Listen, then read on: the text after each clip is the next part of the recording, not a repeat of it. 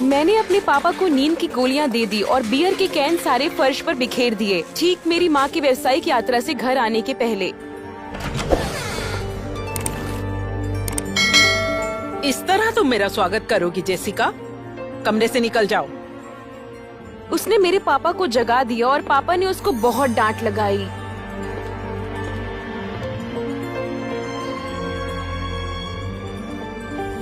मेरे पापा सालों से शराब की आदत से जूझ रहे थे, लेकिन मेरी माँ के तलाक देने की धमकी देने के बाद उन्होंने शराब छोड़ने का वादा किया।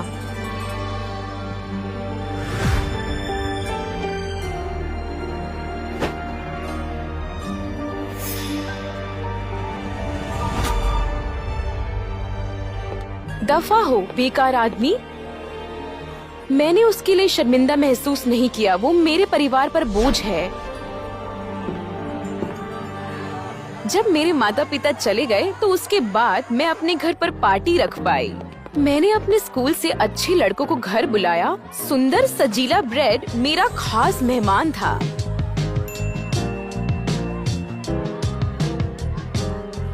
वो मुझे पसंद करता था और अकेले में मिलना चाहता था।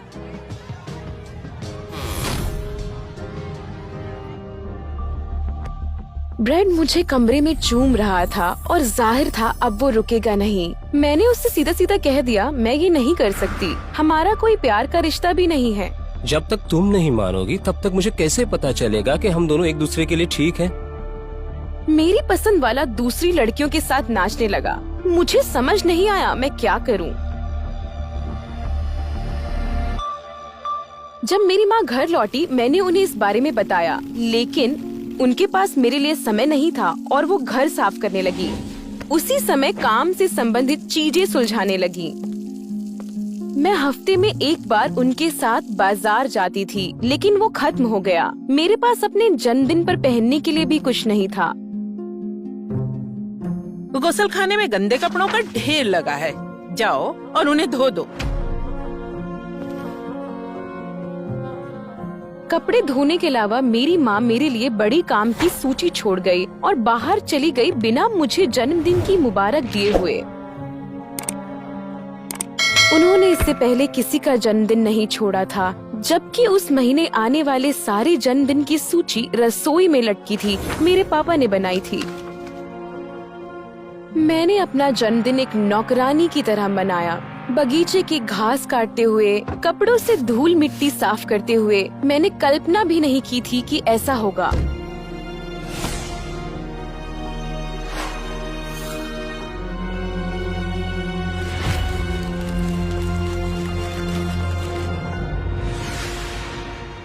मैंने अपना फोन उठाया और ब्रेड को घर बुलाया और खुद को जन्मदिन की बधाई देने को कहा।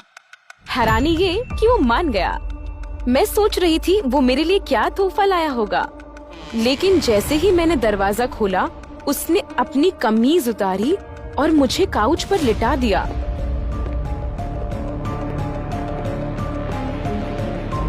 मैंने दृढ़ता से कहा, मैं अभी तैयार नहीं हूँ, लेकिन वो बिल्कुल नहीं रुका। ज्यादा नाटक मत करो। क्या तुमने इस तोहफे का ख्वाब नहीं देखा था? अचानक ब्रेड चिल्लाया और मुझे जाने दिया। मैंने अपनी आंखें खोली और देखा अपने पापा को। वो ब्रेड को एक कान से पकड़े हुए थे और उन्होंने उसे दरवाजे से बाहर फेंक दिया। चलो निकलो यहाँ से।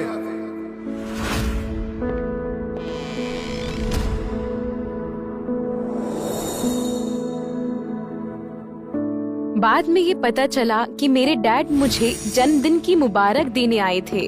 उन्होंने केक बनाया और पर्स से तोहफे का कार्ड भी दिया। मैंने कुछ पैसा कमाया है, बेटा मॉल में जाओ और अपने लिए कुछ अच्छे से तोहफे ले आओ। मैं हैरान थी कि वो मेरे प्रति दयालु थे, चाहे वो जानते थे कि मैंने उन्हें फंसाया है। उन्होंने मुझे बताया कि वो नौकरी लेने में कामयाब हो गए हैं, ये एहसास होने के बाद कि वो घर पर रहने में गर्व नहीं करते। बिल्कुल, तुम्हें याद नहीं है, मैं वॉल स्ट्रीट में काम करता था। डैड ने बताया कि हर एक व्यावसायिक दिन के बाद वो एक बार में जाया करते थे।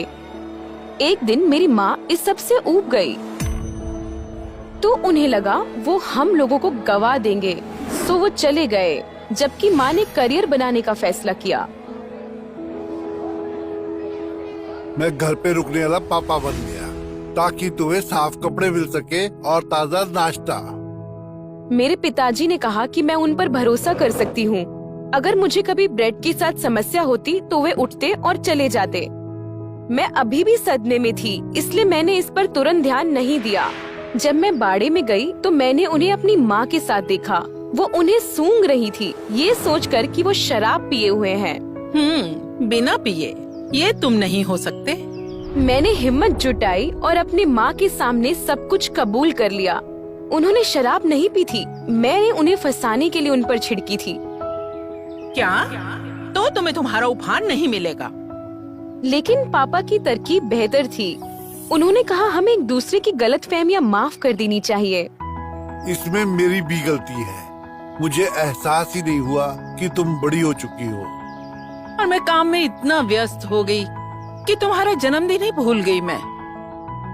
उस शाम मुझे एहसास हुआ मुझे मेरे माँ बाप की जरूरत है। मैंने चाहा वो हमेशा साथ रहे। जिस व्यक्ति को आप एंकर मानते हैं वह पाल हो सकता है जो आपको आगे बढ़ाता